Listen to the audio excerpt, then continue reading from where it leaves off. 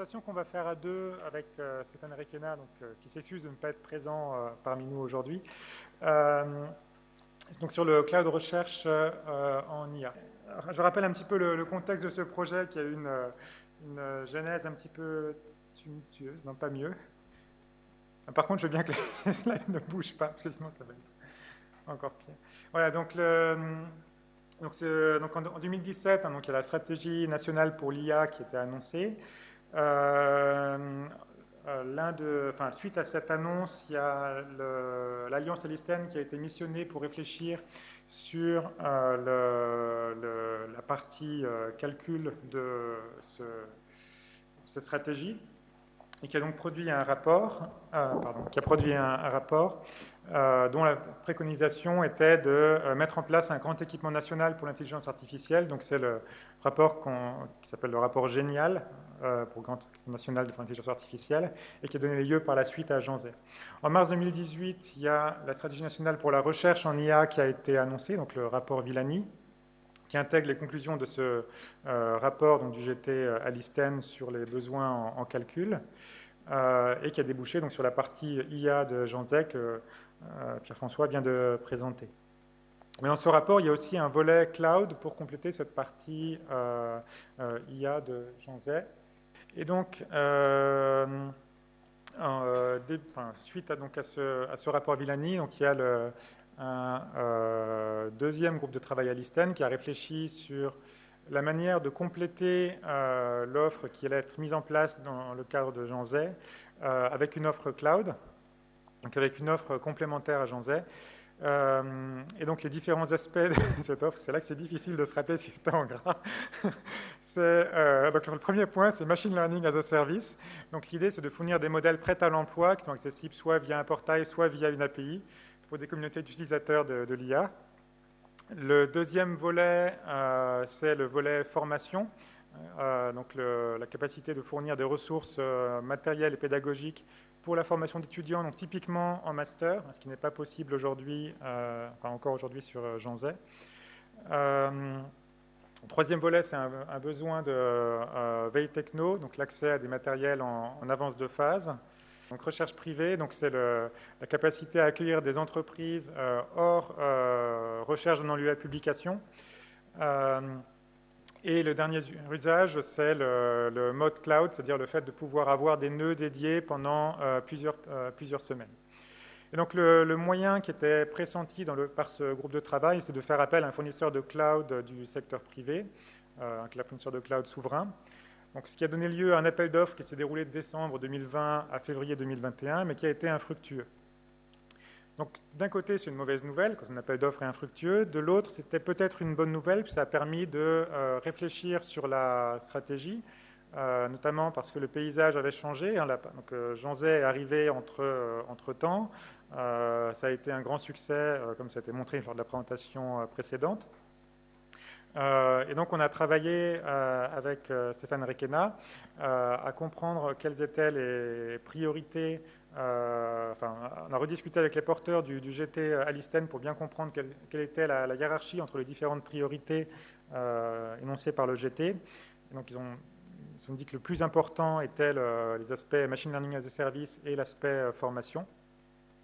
Par ailleurs, il y a d'autres projets qui sont arrivés dans l'écosystème. Le projet Cluster qu'on va présenter juste après, et puis le projet Equipex Plus Maisonnette. Et donc, il était clairement nécessaire de réfléchir à comment articuler au mieux tous ces objets. Stéphane, je te passe la main pour la présentation du projet Cluster. Ouais, pas de problème. Voilà, donc tout d'abord, je voulais m'excuser. En fait, je suis déclaré positif au Covid-19 depuis hier, donc c'est pour ça que je n'ai pas pu être des vôtres aujourd'hui, et j'en suis vraiment très désolé. Croyez-moi. Donc le projet Cluster, en fait, donc comme l'a dit Lucas, en fait, donc suite à l'appel d'offres infructueux qui avait eu lieu donc il y a à peu près 1 an et demi maintenant, le ministère de la Recherche a demandé donc au CNRS, à l'INRIA, au CEA et à Gensi de se rapprocher d'acteurs privés pour répondre à l'AMI que BPI France avait lancé relatif à la stratégie d'accélération cloud. Donc tous ces acteurs se sont retrouvés dans une proposition qui s'appelle Cluster, pour cloud unifié souverain de services, technologies, d'infrastructures. Et le but de cluster, il est quoi? Le contexte de cluster, c'est que ben, vous venez d'avoir une très belle présentation par Pierre-François de Janzé. Donc Janzé, il est disponible pour la recherche ouverte. On peut aussi citer Grid 5000 qui est aussi là. On a aussi quelques activités côté recherche confidentielle ou activités lucratives faites par OVH Cloud, Atos ou d'autres. On a beaucoup d'expertise académique, vous en faites partie. On a aussi des expertises industrielles et métiers. Mais on n'a pas, en France en tout cas, une offre unique qui adresse un continuum allant depuis la recherche ouverte, en passant par la recherche confidentielle et les activités de service et d'expertise. Et ça n'existe pas. Donc on n'a pas une offre en cloud, en portail, une offre pour le monde de l'IA qui permet de réaliser tout ça par le même biais, le même véhicule. Donc ça a donné lieu à l'idée de cluster, donc d'amener une brique d'infrastructure commune accessible par un portail cloud, mais aussi de ne pas amener que de l'infrastructure, amener aussi des services à haute valeur ajoutée. Donc, dans Cluster, on a repris certaines des recommandations d'Alisten, notamment autour de la veille technologique de service, autour de la formation, et on a rajouté aussi des verticales métiers d'expertise, mais quoi, des verticales d'expertise métier portées notamment par CS dans le cadre de l'IA pour le climat, par le CEA dans le cadre de l'IA pour non, je vais le faire à l'envers, excusez-moi, dans CS pour l'IA pour le spatial, pour le CEA dans le cadre de l'IA pour le climat, par Hublot et Activion dans le cadre du rendu 3D, etc., etc. Donc vous avez sur ce transparent donc, les grands principes de cluster. L'idée, c'est de ne pas réinventer la poudre, mais plutôt d'unifier plein d'offres qui étaient déjà disponibles et de les fédérer au travers d'un portail cloud qui est apporté par Atos et par Activion, avec une couche d'orchestration, les différentes couches de sécurité, d'accès de connecteurs vers les différents services. Donc ce projet cluster, il sera accessible à la fois aux utilisateurs académiques, industriels, mais aussi aux services publics. Il fera le lien entre aussi avec des initiatives européennes comme GaiaX et IOSC, et il offrira des services vers la recherche ouverte, vers la recherche confidentielle et vers des activités lucratives. Évidemment, les acteurs publics seront sur la partie recherche ouverte, et les acteurs privés seront plutôt sur les aspects recherche confidentielle et activités lucratives. L'idée, une nouvelle fois, c'est de proposer vraiment une expérience unifiée et souveraine qui permette aux utilisateurs de ne pas changer tout le temps d'outils et d'environnement. Sur le slide suivant, donc au-delà de ces aspects infrastructure et aspects intégration, il y a aussi un aspect important qui est l'aspect certification et conformité. Pour faire simple, par exemple, Agency, nous ne sommes pas labellisés HDS, même si nous avons maintenant une possibilité de traiter données patients dans le cadre de recherche. Nous n'avons pas de centre labellisé HDS. Pareil pour Secnum Cloud. Par contre, je vais prendre l'exemple d'OVH. OVH est certifié HDS et Secnum Cloud. Donc l'idée, c'est que quand on reçoit un projet qui a besoin de données HDS, il soit routé automatiquement via cluster vers le bon provider qui permettra de rendre le service. On a aussi un fort focus sur l'éco-responsabilité. Donc, Pierre-François vous a sûrement parlé de la récupération de chaleur fatale qui est faite par le CNRS vers le réseau de chaleur de Paris-Saclay. Donc, ça, c'est un point important. On s'est aussi associé donc, avec Carnot, qui a aussi une offre optimisée au niveau de l'énergie, et vers une startup qui s'appelle Hublot, qui travaille sur l'optimisation et la surveillance énergétique. Et après, le dernier point, donc c'est aussi donc la partie, je reviens, la partie accompagnement. On pense que c'est aussi quelque chose qui est déterminant de pouvoir avoir à la fois des actions de formation qui sont réalisées par l'IDRIS et par les partenaires de Maisonnet et par Enria, la veille technologique, donc la possibilité de pouvoir publier et mettre à disposition des nouvelles architectures. On est dans un domaine assez mouvant et assez novateur, avec pas mal de nouvelles architectures qu'on pourra mettre à disposition des chercheurs pour les évaluer. Et des verticales métiers, donc une nouvelle fois, on va amener la partie traitement de données spatiales, Copernicus avec CS, la partie climat, calcul de risque, etc., etc. Et l'idée, c'est que ça soit évolutif. Sur le slide suivant, donc vous voyez donc, les 10 partenaires. Donc le porteur du projet cluster, c'est Atos. C'est un budget qui fait 15,8 millions d'euros, donc avec beaucoup de partenaires. Bon, ce projet, il a eu une histoire un peu chaotique, puisque bon, l'AMI est sortie en avril 2021. On a déposé donc en mai 2021. On a eu une session d'audition, on a eu un retour positif de BPI France à l'été dernier. On a dû un peu compléter notre dossier, mais tout était prêt depuis fin septembre 2021. Et après, il y a eu voilà, quelques latences un peu pour déjà signer les DPM et après, derrière, bah, démarrer le projet. Donc là, a priori, la DPM finale, on va dire, a été signée. Et donc, la contractualisation finale par BPI France et les partenaires du projet devrait être attendue pour cet été. Donc, on pense que maintenant, le projet cluster va démarrer donc, en septembre prochain pour une durée de 3 ans. Alors, ce qui est intéressant dans le cluster, c'est qu'il avait été aussi prévu dès le départ, pas que pour l'IA, il est aussi prévu d'être étendu pour le quantique et pour le HPC, qui sont aussi pour le dernier la raison d'être de Gensi. Mais pour le quantique, c'est aussi important puisqu'on vient de démarrer une initiative autour du quantique aussi en France. Et donc l'idée, c'est que ce projet cluster pourrait rapidement évoluer pour prendre en compte, notamment avec OVH, l'aspect quantique. Donc voilà, donc vous voyez, c'est vraiment un projet qui va être assez porteur et assez fédérateur de l'écosystème sur lequel bon, on est très heureux d'être partenaire, à la fois, je pense, Jansi et Enria. Sur le slide suivant, tu veux reprendre la main, Lucas? Oui, enfin, bon, la première partie du slide, c'est un rappel donc, Ouais. des recommandations du groupe de travail d'Alisten, donc ça je m'ai parlé tout à l'heure. Mais voilà, l'objectif, enfin, la manière dont on voit les choses pour le cloud recherche pour l'IA, c'est vraiment d'articuler au mieux, enfin de compléter au mieux cluster en termes de services et de moyens qui sont proposés dans le cluster.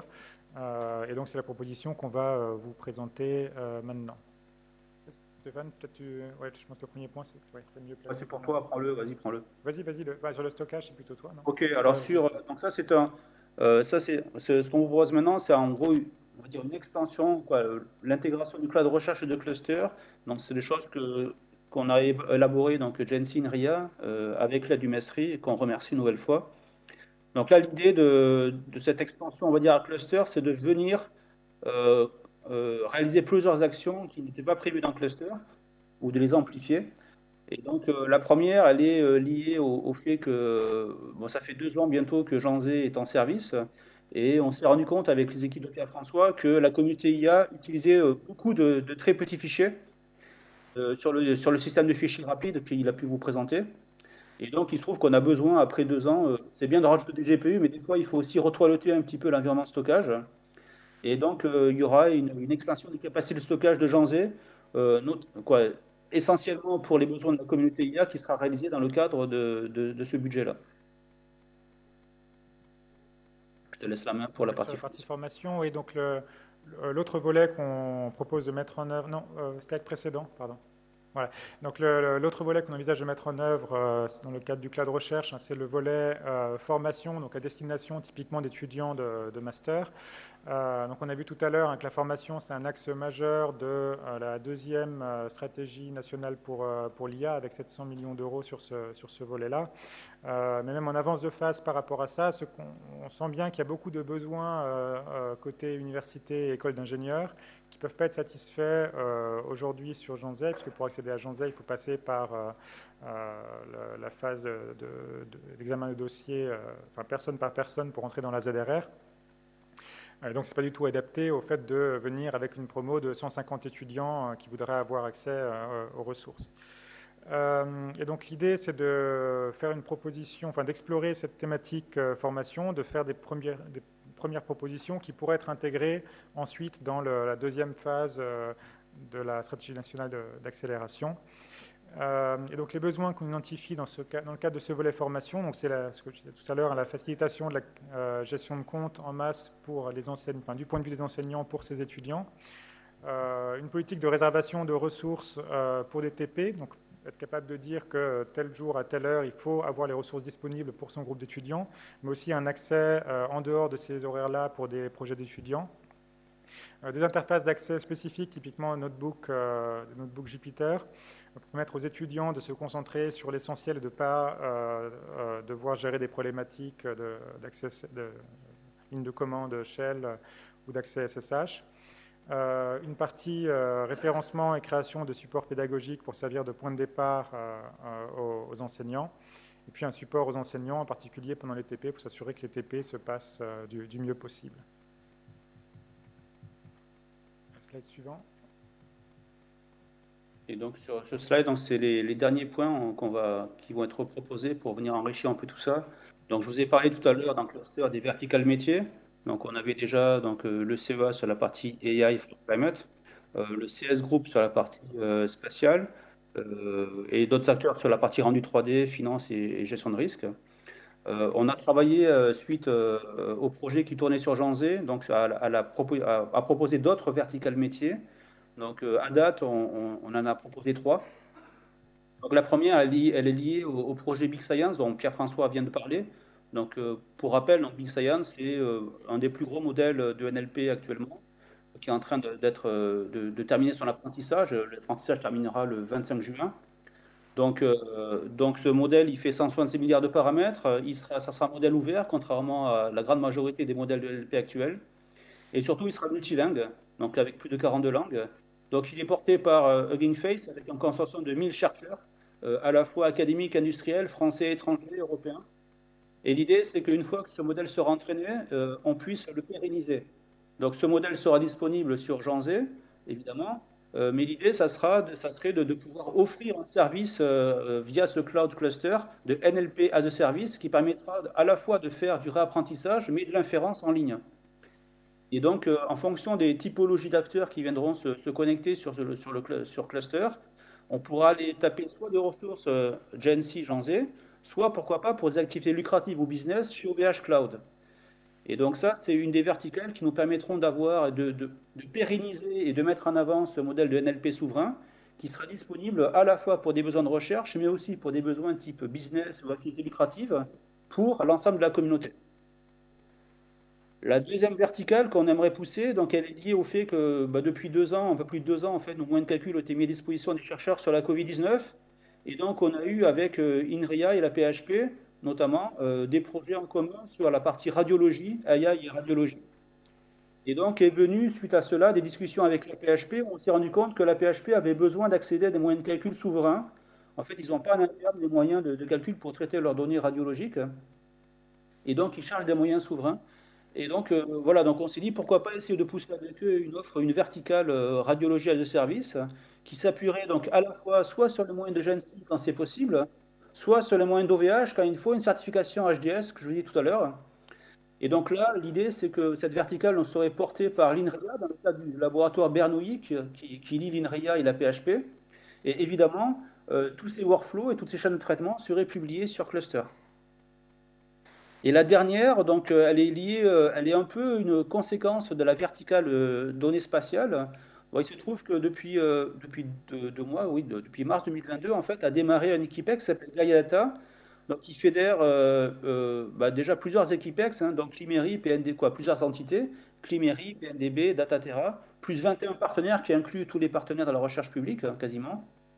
Et l'idée, c'est que Gaia Data donc, fédère de la donnée, des données par le biais de différents portails, le traitement de données multisources en sciences de la Terre en général. Pas que le spatial, mais les sciences de la Terre en général. Ça peut être aussi l'océanographie, par exemple, ou la sismique, par exemple. Et l'idée, c'est qu'ils ont besoin d'accéder à une couche aussi des infrastructures de traitement, et donc qu'ils puissent, pourquoi pas, venir se coupler dans Cluster et mettre à disposition des partenaires de Gaia Data la possibilité d'utiliser la puissance de calcul pour des traitements en AI, soit sur Janzé, une nouvelle fois, soit sur les infrastructures qui seraient intéressées à héberger ce service Gaia Data de service. Voilà, donc vous avez un exemple de 3 verticales qu'on a proposées.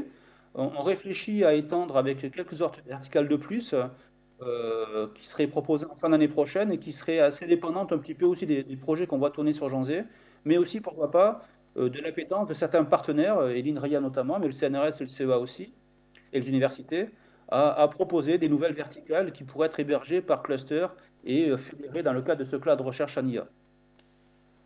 Voilà, je crois que c'est le dernier transparent. Donc voilà ce qu'on voulait vous présenter donc avec Lucas. Donc à la fois ce projet cluster et à la fois la partie cloud recherche qui va venir enrichir et étendre les fonctionnalités de cluster. Voilà.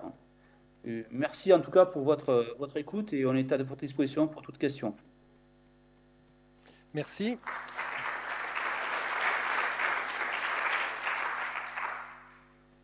Vous avez un grand créneau pour poser plein de questions. Et vous avez 2 micros dans cette salle, le mien que je prête volontiers, et puis un autre derrière qui s'agite. Donc n'hésitez pas.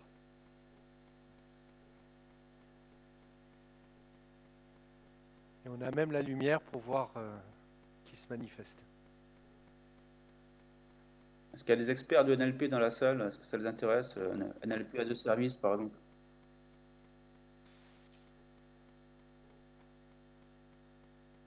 Oui. J'essaie de lancer les questions.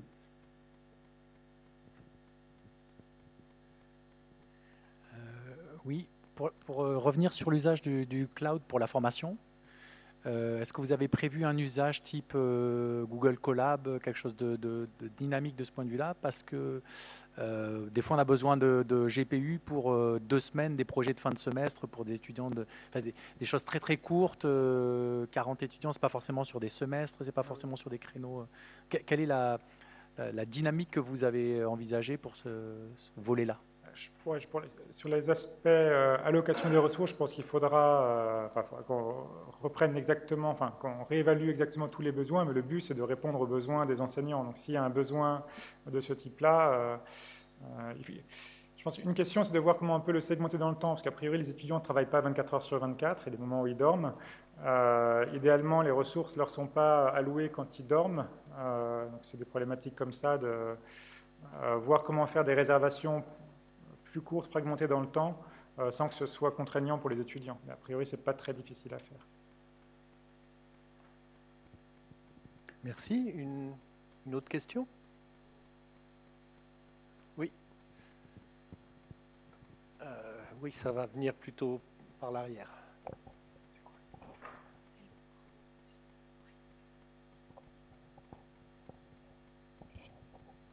Alors en fait, j'avais 2 questions. La première, ça rejoint celle qui vient d'être posée. Il semblerait que vous envisagiez de faire du partitionnement dynamique, donc d'avoir des partitions formation qui puissent être reversées pour d'autres usages. Est-ce que vous seriez prêt à partager éventuellement les études de sécurité qui ont mené au fait qu'on vous autorise à faire ça, ce qui n'est pas le cas dans tous les centres? Alors, on n'est pas encore à ce stade-là. C'est une question ouverte. Ouais, cette question-là de est-ce que les ressources pourront être reversées pour d'autres usages, parce qu'elles ne sont pas utilisées pour la formation. C'est un des gros problèmes des cloud formations. Oui, ça passe sûr. son temps à dormir. Oui, non, bien sûr. Et deuxième question, est-ce que la pile logicielle que vous allez mettre en place, vous comptez aussi la reverser à la communauté? A priori, oui. Il n'y a pas de raison de ne pas le faire là-dessus. Oui. Okay.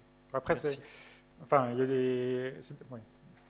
Tout va s'appuyer sur des composants standards. C'est plus l'assemblage qui est spécifique. Enfin, des composants open source, c'est plutôt l'assemblage qui est spécifique. Après, voir dans quelle mesure c'est utile de publier l'assemblage, il faut regarder. Je ne sais pas encore. Merci. Il y a un petit complément qu'on peut faire sur l'aspect sécurité. L'idée, c'est que ça tourne hors ZRR et ça franchit un peu de certaines contraintes qu'on a actuellement, notamment sur Agence 1 pour ça. Et après, sur la partie partitionnement, on n'est pas obligé aussi d'allouer un GPU. On peut allouer aussi, notamment sur les dernières générations de GPU NVIDIA, on peut allouer des sous-GPU par le partitionnement du GPU lui-même. Quand on regarde ce que propose Google Colab, il me semble que les GPU sont assez limités en puissance de calcul. Là, si on prend un A100, qu'on partitionne en 7, le 7e de A100 est largement supérieur à ce que propose Google Colab. Donc on peut jouer aussi sur cette dynamicité au sein du GPU lui-même. Mais ça dépendra un petit peu aussi de discussion avec les besoins de formation qu'on aura. Merci. D'autres questions? Est-ce que dans l'audience, vous avez des idées de verticales métiers que vous pourriez proposer en plus de celles qu'on a proposées en plus de... Voilà, vous voyez, pour le moment, quand le cluster va démarrer, on aura du climat, du spatial, du rendu 3D, de la finance des risques, du NLP, de la radiologie. Est-ce qu'il y a des experts de vision, par exemple, dans la salle qui seraient intéressés pour venir mettre des modèles à disposition via cluster? Oui, Stéphane, on s'intéresse pas mal à créer des embeddings multimodaux. Ouais. Et donc fusionner des choses comme technique que vous avez là pour Big Science, mais avec l'apprentissage sur des images et éventuellement des films pour les actions. Tout ça, donc ce serait une extension d'une de vos projets là, en mettant du multimodal avec la langue. Effectivement, on voit ça comme en discutant avec les porteurs de projets Big Science, on se rend compte que maintenant, le multimodal, c'est quelque chose qui va arriver, qui va déferler maintenant. Et donc, que ça soit sur Janzé ou pour plus tard, si vous voulez vraiment offrir un service complet sur Cluster, on est à votre disposition, avec grand plaisir. Merci. Moi, si pas d'autres questions, je voulais remercier le MESRI pour le support qui a été apporté à ce qu'on vient de présenter, parce que tout ce qu'on a présenté, ça n'aurait pas été possible sans leur support. Donc, s'ils sont dans la salle, un grand merci à eux. Ils sont dans la salle, mais ils veulent rien dire. Bon, merci à tous. S'il n'y a pas d'autres questions, on a gagné 7 minutes de plus pour le temps de pause. Donc profitez-en pour poser toutes les questions que vous n'avez pas osé poser sur tous les exposés. Merci, à tout à l'heure. Merci.